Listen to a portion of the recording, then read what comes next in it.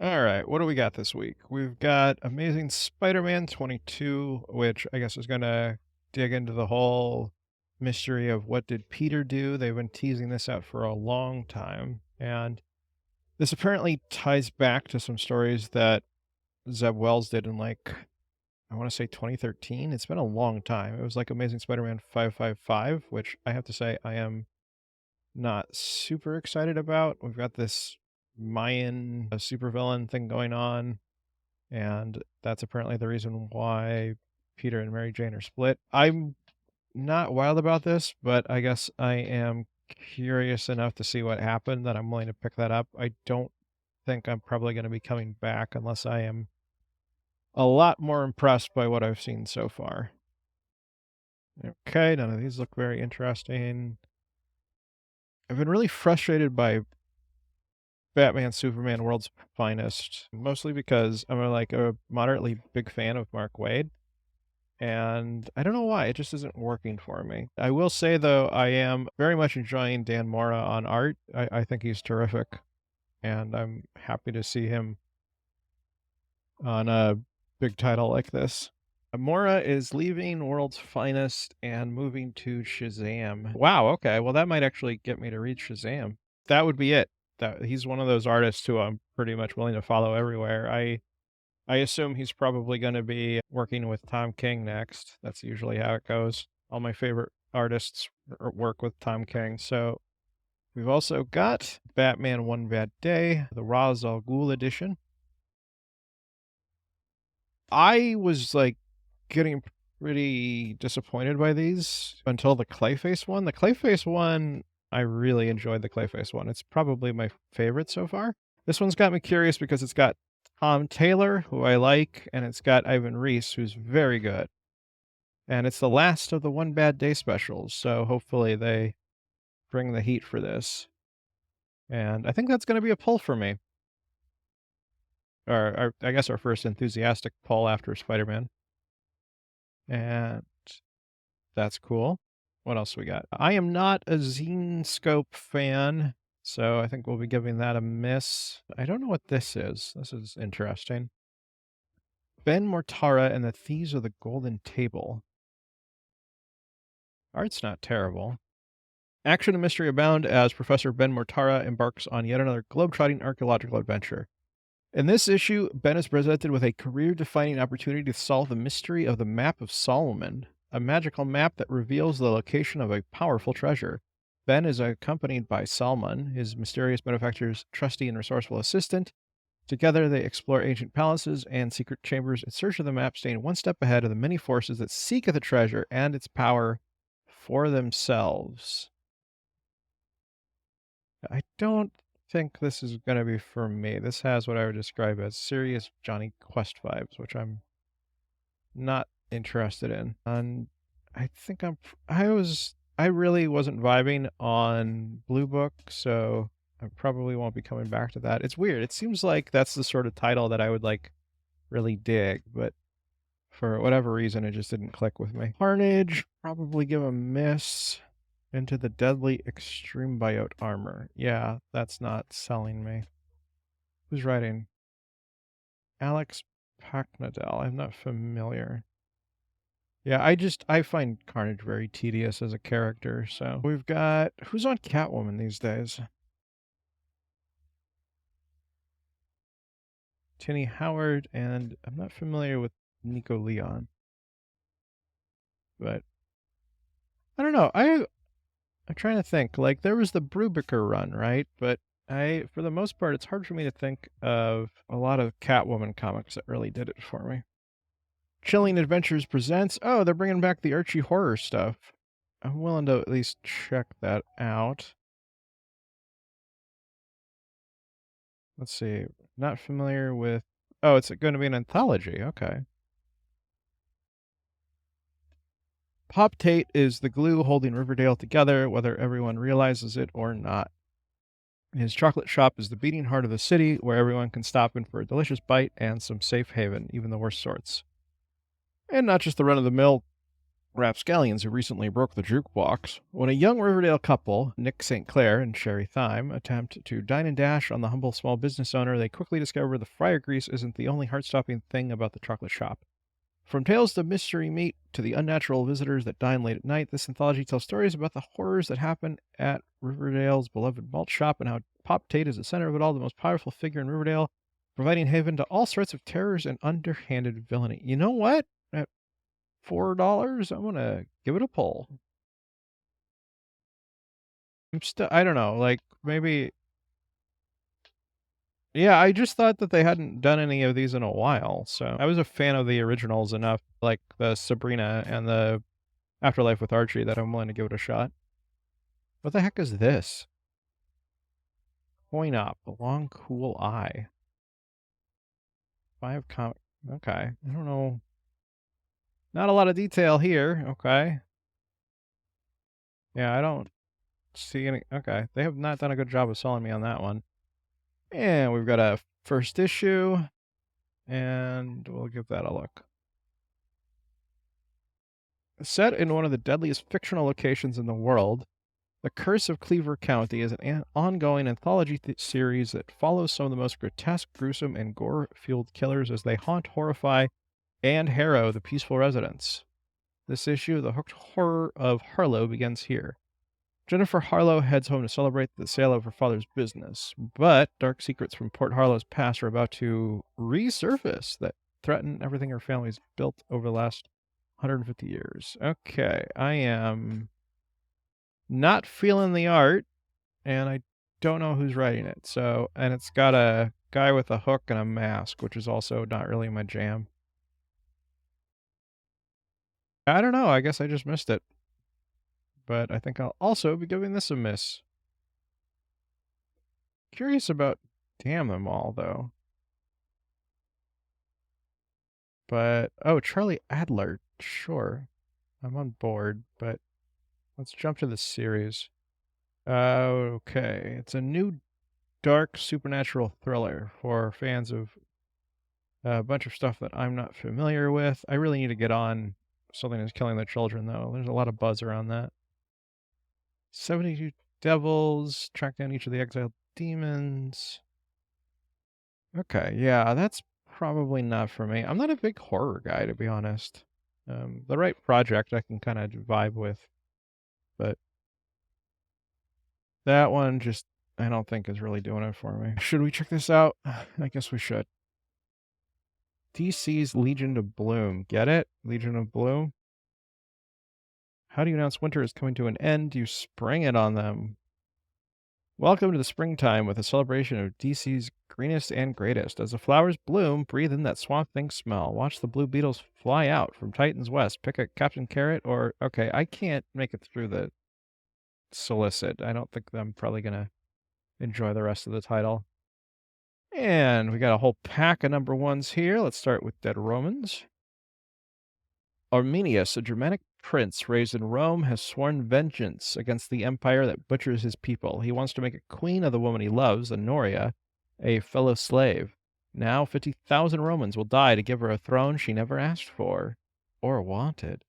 Lush, beautiful illustrations bring to life a brutal tale of love and war from the birth of the Roman Empire.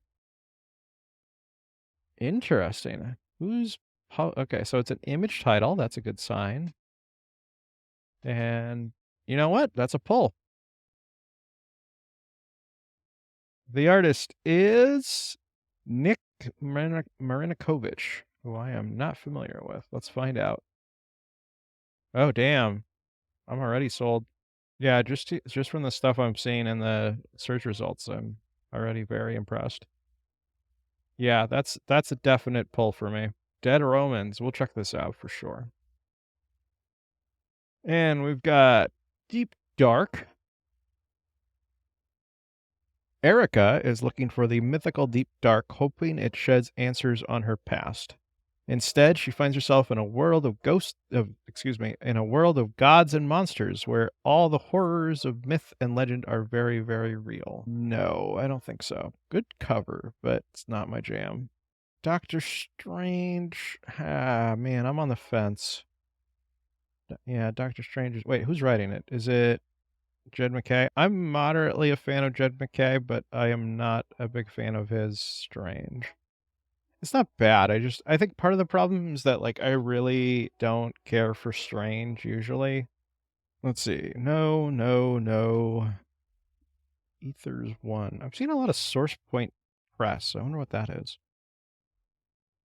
Where do souls go when they don't belong anywhere else? Journey into Etheris looking for the answer in this introspective character study about pain and self-loathing. For fans of tales of the afterlife, such as The Lovely Bones and AD After Death, so not me, in other words, follow Valerie's passing. She finds herself navigating an unknown and perilous world. She tells her story through poetry and narration as she experiences her surroundings while also recalling her past life or trauma and why she believes she deserves to be there. Writer Anas Abdul Haq brings you this harrowing tale of the afterlife of groundbreaking art by Dennis Smith. That's going to be a miss, although the art is nice. Let's see, we've got Fables, which I'm not reading. We've got The Firstborns, which doesn't look like my jam. What is Fallen, I wonder?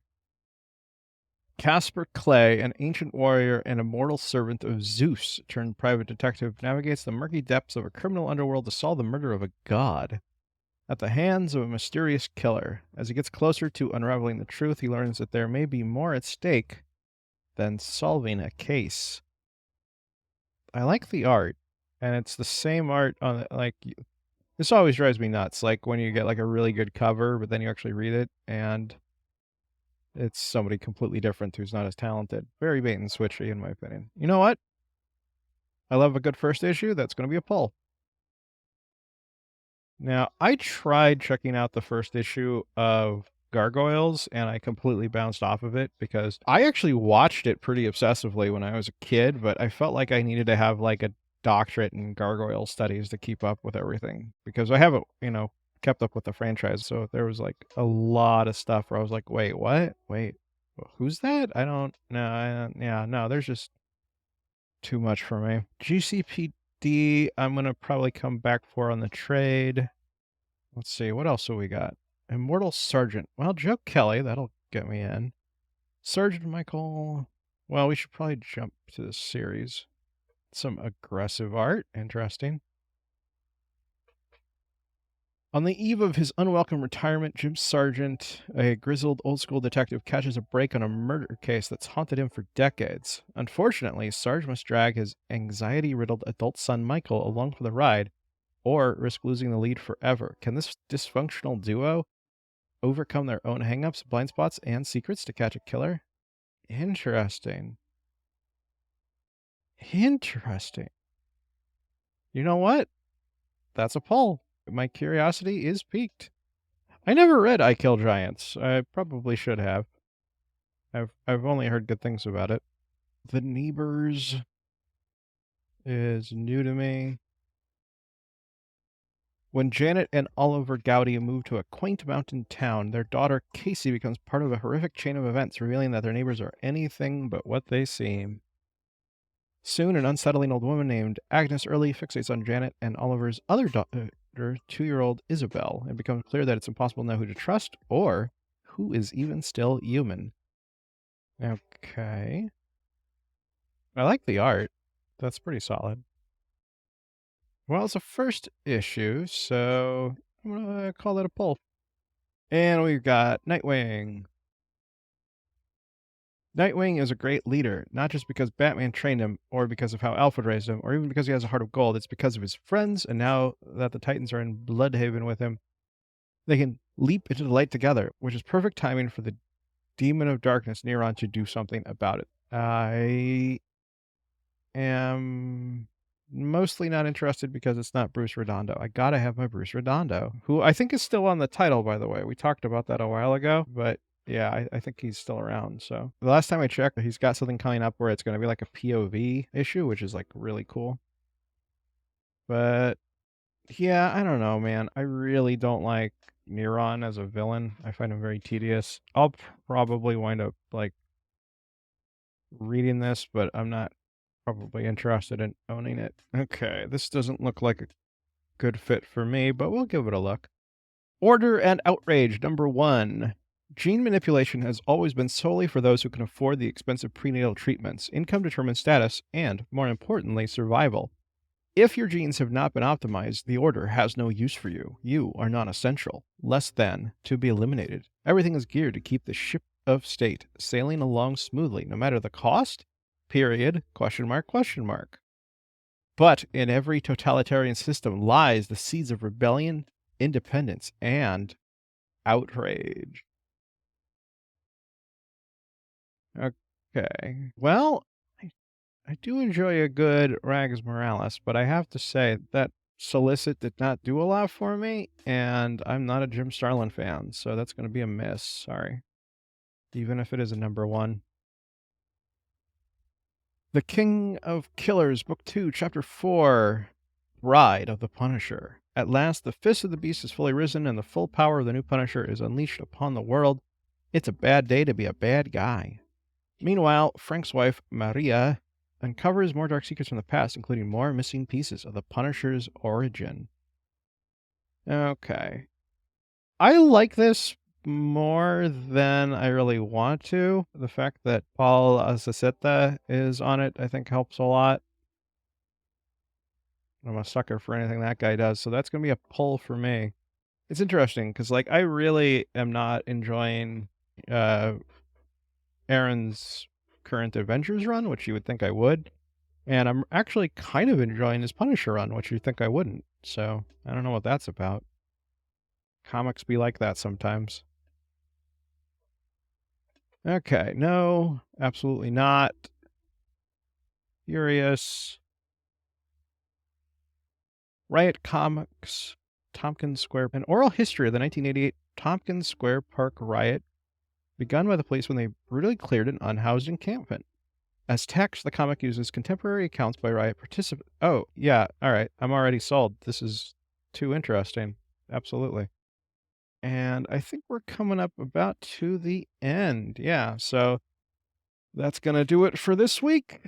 And I think we got some good stuff. I'm curious to check it out. Hey, thanks for watching. If you want to see more, you can swing by my Twitch channel to see me read, discuss, and chat about upcoming and classic comics.